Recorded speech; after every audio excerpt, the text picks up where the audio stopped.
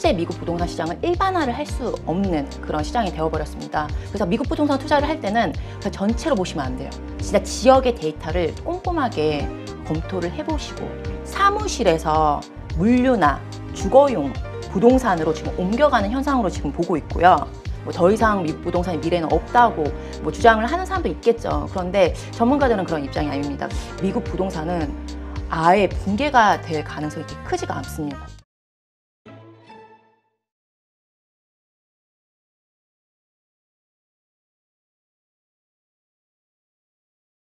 요즘 미국 상업용 부동산 상황이 좀 상당히 힘들어졌다. 그래서 그것으로 인한 지역 미국 은행들의 금융 위기로까지 이어지지 않겠는가, 이러한 걱정들이 여러 전문가들 사이에서 나오고 있습니다. 그리고 주택 가격도 마찬가지로 많이 급락하고 있는 상황이어서 이쪽 부동산발 어떤 금융 쇼크가 또 오지는 않을까 많은 분들이 염려하고 있는 상황이라, 이와 관련된 정확한 좀 현지 상황을 알아보기 위해서 오늘은 미국 부동산을 알면 투자가 보인다, 마침 이 책을 현지 변호사께서 쓰셔가지고 그분을 한번 모셔봤습니다. 네, 미국 부동산법 변호사시죠, 다이애나 킴 저자님을 오늘 모셨는데요. 안녕하세요. 네, 안녕하세요. 네, 일단 뭐 뉴욕 부동산 시장이 놀이터였다 하실 정도로 뭐 미국 부동산에 노출이 아주 자연스럽게 되셨다 하는데 배경을 좀 한번 설명해 주시죠. 저희 어머니께서 거의 40년 전에 미국으로 이민을 가셨는데 거기서 처음으로 시작을 하신 게 부동산 사업이셨어요. 아, 그래요? 네. 그래서 투자 사업을 하시고 이제 거기서 또 다른 사업도 같이 하시면서 좀 활발하게 투자를 하셨고, 중학교 때 제가 미국으로 이제 들어갔거든요. 원래 중학교 때까지 한국에 있다가 이제 들어가서부터는 어머니한테 이제 부동산에 대해서 좀 더 많이 배우는 기회가 되었죠. 그래서 뭐 주말마다 어머니랑 임장을 다닌다거나 아니면 뭐 클로징 할 때, 뭐 잔금 치르는 날 때 저를 데려가서 그런 현장을 보여주신다거나 아니면 뭐 임차인들 뭐 관리를 할 때 저를 보낸다거나 뭐 이런 식으로 배웠고, 뭐 그 후에도 뭐 로펌, 부동산 전문 로펌에서 법률 보조로 일하고 이러면서 좀 되게 어렸을 때부터 되게 빠르게 미국 부동산 시장에 노출된 케이스입니다. 네, 책 소개를 보니까 뉴욕과 뉴저지의 변호사 그리고 법학 박사 이렇게 표현이 돼 있던데요. 네, 아무래도 부동산 관련해서는 역시 법을 잘 알아야겠죠. 예, 그렇기도 하죠. 그리고 미국은 주에 따라 좀 다르겠지만 많은 주에서 부동산 거래를 할 때 부동산법 변호사를 통해서 거래를 하도록 되어 있습니다. 그래서 법률을 좀 많이 알면 좀 자기의 이익에 맞게 거래가 가능한 것이죠. 네. 하여튼 말씀을 들어보니까 미국 시장에 대해서는 뭐 더할 나위 없이 현지인 이상으로 전문가 이상으로 아실 수 있을 거라 이렇게 예상이 되는데, 가장 궁금한 게 처음 말씀드렸던 대로 미국의 상업용 부동산이 지역의 금융위기를 불러일으킬 정도로 상당히 심각하다. 공실률이 뭐 20% 이상 넘어가고, 이게 지금 저희가 알고 있는 사실인데 일단 그게 팩트입니까? 네, 팩트 맞습니다. 현재 예를 들어서 뉴욕시 뭐 오피스 공실률이 한 약 16.1%고 뭐 전국적으로는 평균 18.6%라고 합니다. 그래서 84%가 이제 오피스, 이제 오피스 사무실이 이제 리스가 된 건데요. 그것도 뭐 오피스로 무조건 사용한다는 의미는 아니잖아요. 보통 오피스 계약은 10년 이상으로 계약이 되기 때문에 지금 상황에서는 뭐 그걸 오피스로 사용을 하지 않고 뭐 중간에 나갔다거나 아니면 다른 사람한테 전대를 했다거나 그런 식으로까지 생각을 하면 실제 오피스로 활용을 하는 경우는 뭐 49%밖에 되지 않는다고 합니다. 그래서 뭐 계약 연장, 뭐 이제 10년이 지나고 나서 이제 계약 연장이 됐을 때 이게 연장을 할지 안 할지는 세입자가 이제 고민을 해볼 문제인데, 그 후에는 더 심해질 수도 있는 문제겠죠. 그러면 이제 그래프를 한번 볼게요. 지금 공실률이 어디까지 났는지. 여기에 보시면 지금 전미 전국적으로는 평균 18.6% 정도 공실률이 났는데, 이 아래쪽에 보면 이 바가 보이잖아요. 이거는 공급량을 말하는 겁니다. 그래서 현재 공급량이 정말 많이 줄어들었다는 것도 같이 보이는 건데요. 그러네요. 네, 지금 이게 좀 주마다 지역마다 좀 다르게 나타나고 있다는 거를 좀 증명하는 자료인데요. 이제 고금리랑 이제 경기 침체 가능성 때문에 기업들이 비용 절감을 위해서 소득세가 높은 주에서 소득세가 낮은 주로 이주를 하는 그런 상황 때문에 좀 더 주마다 좀 다른 현상이 일어나는 거겠죠. 제일 대표적인 케이스는 테슬라. 테슬라. 네. 캘리포니아 주에 있던 테슬라가 어디로 옮겨갔죠? 그때 텍사스로 옮겨갔잖아요. 그 텍사스가 주 소득세가 없습니다. 아, 그래요? 네. 그렇기 때문에 거기로 옮겨가면서 오히려 뭐 오피스 이런 사용률이나 이런 공실률이 그런 텍사스 쪽으로 낮은 그런 현상들이 일어나고 있습니다. 네. 결국 기업들의 일자리하고 다 연결이 되는 거군요. 네. 일단 이제 실제로 뭐 상업용 부동산 가격 지수에서 오피스는 작년 초 대비해가지고 한 25% 정도 하락을 한 상태고, 이제 쇼핑몰 같은 경우에는 약 15% 정도 이제 하락을 한 상태거든요. 이제 2025년까지 약 1조 5천억 달러가 이제 상환을 할 예정이에요. 그런데 아무래도 이제 상업용 부동산의 이제 가격이 지금 하락을 하고 있는 상태잖아요. 네. 지역마다. 그러면 지역은행, 그러니까 이런 상업용 부동산 같은 경우에는 보통 지역의 그런 중소 은행들이 대출을 많이 하는 상황입니다. 그래서 뭐 First Republic도 마찬가지고 이런 문제 때문에 지금 많이 파산을 하고 문제가 많이 발생이 되고 있는 거잖아요. 그래서 뭐 한국 뉴스에서도 뭐 신용 경색이 일어나고 있다, 그 네. 얘기가 나오고 있고, 뭐 일단 뭐 이런 것 때문에 대출 규모가 줄어들고 아무래도 심사하는 게 너무너무 어려워지게 되면 연장하는 데 문제가 생기고, 그렇죠. 연장이 안 되면 또 상업용 부동산은 더 어려워질 수도 있는 그런 지금 상황이 발생이 되고 있는 것이죠. 네. 지금 그렇다면 우리가 이제 그 대출해준 지역은행들 말씀하신 대로 담보 가치가 떨어졌는데 그 전부 레버리지 서서 아마 샀을 거란 말이죠. 네. 그러면 은행이 당연히 연장 안 해줄 거고, 하여튼 이런 현상들이 벌어졌을 때 생길 수 있는 은행들의 위기, 네, 이거에 대해서 우리도 고민하는데 미국은 더 하겠죠. 자기네 문제니까. 그렇죠. 해결책이 있나요 지금? 이제 주거용 같은 경우에는 일반적으로 고정금리로 미국에서 대출이 진행이 네. 됩니다. 그렇기 때문에 지금 이런 어떤 경기가 침체가 된다고 하더라도 주거용은 그렇게 영향을 크게 받지가 않는데, 상업용 부동산 같은 경우에는 일반적으로 5년 변동금리 25년 상환으로 진행이 그래요? 됩니다.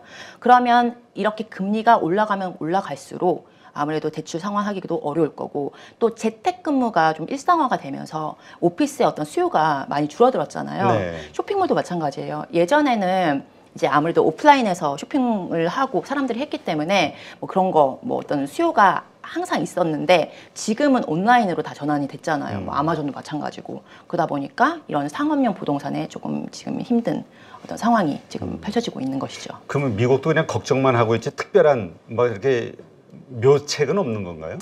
일단 해결책? 네, 이제 아무래도 금리가 좀 내려가야지 좀 괜찮겠죠. 그리고 대출 연장을 안 한다고 하더라도 은행 자체에서 뭐 금융 당국에서 조금 아무래도 압력을 가해지게 되면 좀 살아남을 수 있는 그러니까 가능성이 결국 있지 않을까. 연장시켜주는 수밖에 없다. 네, 어떤 금리가 방법을 내려가던지요. 써도. 그러니까 이게 지금 미국에서 요구하는 금리 인하에 대한, 연준에 대한 금리 인하 요구, 이게 아마 시장에, 그러나 연준은 어쨌든 인플레이션이 우선이다라고 얘기하는 거니까. 네, 그 연준의 그 인플레이션 그 목표치가 2%잖아요. 네. 근데 많은 전문가들이 2%는 이제 더 이상 말이 안 된다. 그건 옛날에나 국한된 그렇죠. 거고 지금은 한 4%에서 5%로 올려야 된다. 지금 미국 어떤 상황들이 자꾸 소비가 발생이 되는 상황이잖아요. 네. 또 리쇼어링이라고 다른 나라에 있던 어떤 생산 기지나 그런 것들이 지금 미국으로 다 옮겨가는 상황이기 때문에 어쨌든 소비를 완전 누를 수는 없거든요. 그런 얘기도 많이 나오고, 지금 어떻게 될지 모르지만 어쨌든 이런 지역 은행들의 이제 신용 경색이 발생이 되고, 그리고 여러 어떤 뭐 리서치나 이런 조사 결과를 보면 더욱더 이제 지역 은행들이 이런 이제 대출을 진행하는데 더 규모를 줄이고 심사 평가도 너무 까다로워진다는 얘기들이 많기 때문에 아무래도 연준에서 조금은 조심스럽게 뭐 동결까지 얘기 나오고 있잖아요. 예, 그런 것도 지금 예상이 가능하지 않을까 싶습니다. 네. 근데 지금 마침 주거용 이야기 하셨는데 네. 저희가 이렇게 보니까 샌프란시스코라든가 이런 쪽에 부동산을 이야기하면서 보니까 뭐 3분의 1까지 하락했다. 주거용 부동산도, 이런 뉴스들이 좀 있더라고요. 이 팩트 어떻게 봐야 될까요? 예, 작년부터 그 얘기는 되게 많았어요. 그래서 서부 쪽에 특정 도시들이 정말 많이 떨어질 거라는 뭐 그런. 샌프란시스코가 서부인가요? 네, 서부예요. 그래서 뭐 샌프란시스코도 그렇고 뭐 아이다호 뭐 이런 데가 서부에 있는데 그쪽 지역들이 정말 많이 떨어졌어요. 거의 한 25%까지 뭐 떨어졌거든요. 특별한 이유 있어요? 지역적인? 네, 그때 팬데믹 때 많은 사람들이 이제 그쪽으로 많이 옮겨갔습니다. 이제 재택근무가 일상화가 되면서 이제 사람들이 날씨 좋고 이제 이런 데로 옮겨갔다가 지금 이제 뉴욕도 마찬가지로 이제 사무실들이 아무래도 좀 제한적인 게 있잖아요. 그렇지. 재택근무가 제한적인 그런 것도 있기 때문에 다시 불러드리고 있어요. 그러면 사람들이 아무래도 욕으로 다시 돌아가야 되잖아요. 네, 금융이나 월가에 다 금융회사들이 다 몰려있기 그렇죠. 때문에 다시 몰려가야 되는 그런 것도 있고, 예, 그리고 소득 대비 집값이 너무 급등한 곳은 지금 이제 소득이 못 받쳐주니까 좀 많이 빠지고 있는 그런 지금 상황이 일어나고 있습니다. 그럼 이거는 어떻게 뭐 서부 쪽에 특정한 어떤 이슈인가요? 아니면 미국 전역에서 그 주거용 이 주택의 가격이 하락하는 게 지금 서부 쪽에 많이 집중되어 있고 오히려 동부 쪽은 오히려 올라가는 예, 가격이 지금 올라갔거나 아니면 떨어져도 2% 내로 떨어지는 그런 곳으로 지금 동부가 되어 있습니다. 네. 네. 그러니까 지금 저희가 이 부동산발 어떤 충격 미국에서 있을 것 같다라고 생각하시는 분들도 있는데 네. 그것이 전혀 근거 없는 건 아니다 이렇게 봐야 될까요? 예, 근거는 없다고는 말을 할 수가 없어요. 왜냐하면 지역마다 너무 다르게 나오고 있기 때문에 특히 현재 미국 부동산 시장은 일반화를 할 수 없는 그런 시장이 되어버렸습니다. 예전에 뭐 2007년, 8년 금융위기 때는 전체가 지금 다 몰락을 했었잖아요. 네. 거의 뭐 시장이 붕괴가 됐으니까. 근데 지금은 그런 상태가 아니라는 거죠. 지금은 인플레이션. 진짜 말 그대로 인플레이션과 그때 팬데믹 때 돈을 정말 많이 풀면서 일어나는 어떤 결과물이기 때문에 좀 다르게 움직이고 있어요. 그래서 집값이 내리는 곳도 있고 오히려 올라가는 곳도 있고 오히려 아예 변화가 없는 지역들도 보이고 있습니다. 그래서 미국 부동산 투자를 할 때는 그냥 전체로 보시면 안 돼요. 진짜 지역의 데이터를 꼼꼼하게 검토를 해보시고 움직이셔야 됩니다. 그 자세한 거는 뭐 어떤 데이터를 봐야 될까 이런 자세한 걸 좀 이따가 질문을 네. 드리는 걸로 하고 말씀을 듣다 보니까 그러면 결국 우리가 금융, 그러니까 은행들의 어떤 위기 이것도 서부 쪽에서 주로 영업을 하는 이 은행들에서 먼저 어떤 문제가 발생할 수 있을 것 같다는 생각이 드네요. 그렇죠. 그 왜 테크 회사들 있잖아요. 네. 그런 회사들이 거의 다 캘리포니아에 위치하고 있었죠. 근데 그런 사람들 이제 그런 회사들이 자꾸 중부나 뭐 이런 데로 다 옮겨가고 아니면 뭐 다른 입지나 그런 이유 때문에 동부로 옮겨가고 이런 현상이 일어났기 때문에 좀 이쪽으로 좀 집값이 좀 많이 떨어지는 현상이 지금 일어나고 있습니다. 네. 자, 그렇다면 지금 이러한 현상, 부동산의 이 위기 혹은 이런 하락, 이러한 현상이 그 일시적인 것으로 봐야 될까요? 아니면 이건 그냥 미국 경제 체질상 이제 앞으로 이렇게 무너질 수밖에 없는 그 펀더멘털의 변화라고 봐야 될까요? 지금 어떤 특정 지역의 그래프를 먼저 보고 네. 얘기를 나눴으면 좋겠는데요. 이거를 보면 이제 노동시장에 따라서 사무실을 정말 많이 이용을 해야 되는 이런 노동 그런 분야가 있잖아요. 네네.